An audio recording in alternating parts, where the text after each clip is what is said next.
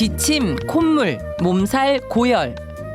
사실 감기와 독감은 비슷한 증상을 보이지만 요즘은 병원에서 간단한 검사만으로 독감인지 일반 감기인지 바로 알 수가 있습니다. 신속 항원 검사라 그래가지고요. 그 독감을 바로 검사하는 검사 기계들이 다 병원에 있거든요. 이렇게 되면 이제 그 검사를 해보면 마치 우리 임신 테스트처럼 양성이 나오는 걸 알 수가 있죠. 그래서 이제 그런 검사를 해가지고 거기서 양성이 나오면 독감이라고 진단을 하고 그 진단도 A형 독감이냐 B형 독감이냐 것도 다 진단하게 돼요. 이제 그렇게 한 다음에 그 치료는 뭐 감기는 일단 대증 치료죠. 뭐 열이 난다면 열을 치료하고 이런 치료를 하게 되고 독감은 이제 그 좀 특별한 약이 있습니다. 타미플루나 리렌자라고 하는 치료제가 있기 때문에 그런 약들을 꼭 쓰는 건 아니고 이제 필요한 경우에는 쓸 수가 있죠.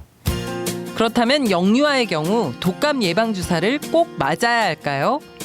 올해 미국 소아과 학회에서는 6개월 이상 모든 소아에게 접종을 권고하고 있는데요. 특히 독감 예방 백신을 꼭 맞아야 하는 영유아가 있습니다. 특히 심장질환이나 당뇨, 천식, 면역계 이상이나 발달 장애가 있는 소아는 독감에 걸리게 되면 아무래도 입원을 하게 되거나 그 합병증의 위험률이 훨씬 높기 때문에 반드시 접종을 하는 것을 권고하고 있습니다. 네. 혹시 이런 아이들은 독감 주사 맞으면 안 된다 이런 기준이 있나요? 예, 계란 알레르기가 굉장히 심한 아이들의 경우 독감 주사를 맞은 다음에 여러 가지 아나필락시스를 비롯한 그 면역 반응을 보인 사례가 있었는데 최근에는 계란을 이용하지 않고 배양을 한 주사제가 나왔기 때문에 이런 경우는 병원에 문의하시면 그런 주사를 맞으실 수가 있고요. 생백신의 경우에는 심한 천식을 앓았거나 아니면 면역력이 저하되어 있는 그런 소아들의 경우에는 접종이 금지되고 있습니다. 한편 아이들이 독감에 걸렸을 경우 항생제나 해열제 등의 양방 치료뿐만 아니라 한약과 침 등의 한방 치료도 효과가 있을까요?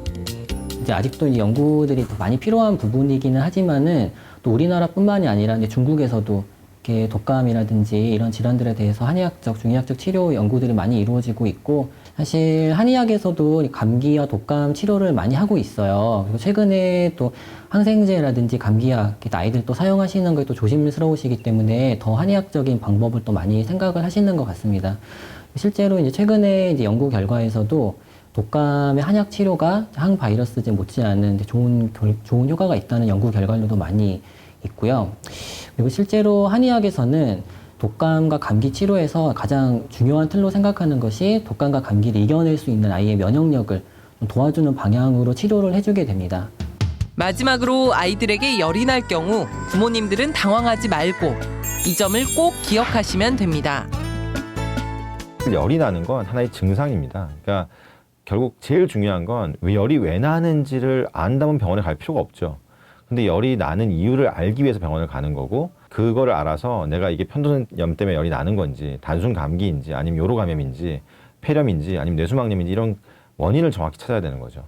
일단 독감 예방 주사 접종을 미리 하시면은 올해 유행할 걸로 예측이 되는 독감 바이러스에 대해서 미리 면역력을 준비하실 수 있고요.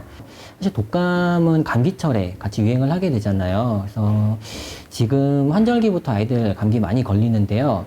감기에 먼저 걸렸을 때 감기를 미리 이렇게 이겨내보는 연습을 하면서 아이 면역력을 미리 키워놓는 것도 독감에 대처할 수 있는 또 좋은 방법이 될 수 있습니다. 참고로 독감 예방 주사는 접종 후 2주부터 예방 효과가 있습니다. 지금까지 육아멘토 3인 문답이었습니다.